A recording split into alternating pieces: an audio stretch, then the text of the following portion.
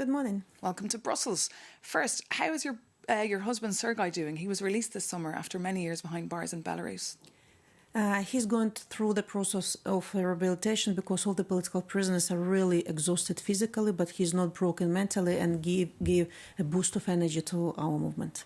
And of course, it was thanks to the Americans that helped orchestrate his release. We saw Keith Kellogg there engaging in dialogue with Lukashenko. Do you trust them now to help end the war in Ukraine?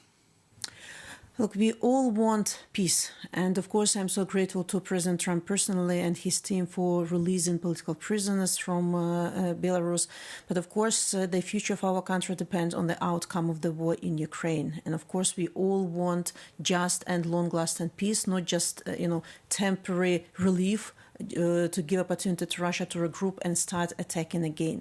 But also what is important for us is that during these negotiations, Belarus aspect is also included, that Belarus is not given an escalation prize to Putin, that Belarus will not lose our independence.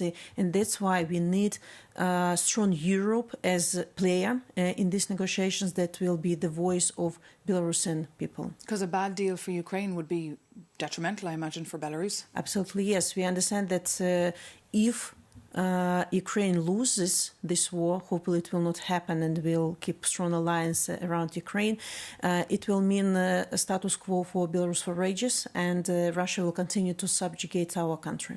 But how would you describe the current talks taking place? We saw 3 days of talks in Florida this weekend. There was no breakthrough. Are they really peace talks, or are they more surrender talks? It depends on the strong position of Europe. First of all, of course, President Trump, he might want fast peace in Ukraine, but for us it's more about security architecture, it's about region, it's more than about only Ukraine, it's about all European neighborhoods, Moldova, Belarus, Georgia, Armenia, so on and so forth. So that's why here Europe has to remain with its strong, bold and firm position and defending and protecting all our region. Do you think Europe has been too weak so far in these talks?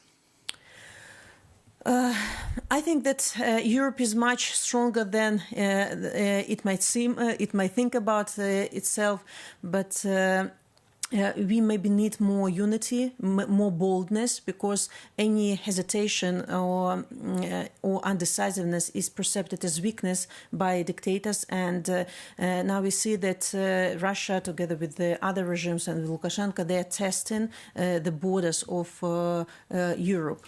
Well, we can see that. I mean, the EU has been furious as well with these balloon incursions coming into Lithuania declaring a state of emergency. Yeah. The Belarusian appointee here in Brussels being summoned by the Commission. What's going on and what's behind this? Now, all these meteor balloons and drones, it's part of hybrid attacks on Europe, the same as migration crisis and hijacking of airplanes, so on and so forth. So we see how dictators are trying to constantly blackmail Europe just to see how far they can go without a strong response. And in our case, I think that it's very maybe effective tool to close the borders for trade, for goods, but not for people. Just be tough on the regimes, but be very open for the societies. And Belarus, Lukashenko, he's also been weaponizing migration. We've seen a lot. Yeah, it's last many years already, and these migrations attacks are continuing. It's also one more tool in dictators' hands, how to weaken or test or blackmail our Western neighbors. And finally, President Zelensky will travel to London today. He'll be sitting down with Friedrich Merz, the German Chancellor, President Macron of France. Any expectations for those talks today? I hope that it will be unity around Ukraine, about our region, that Ukraine will be given everything they need to win this war. We don't have to follow President Trump's path because his approach is more transactional, but we have to think more strategically about security architecture for years ahead. Okay, Svetlana Tikhanovskaya, thank you so much for coming into us today here and speaking to us on Europe Today.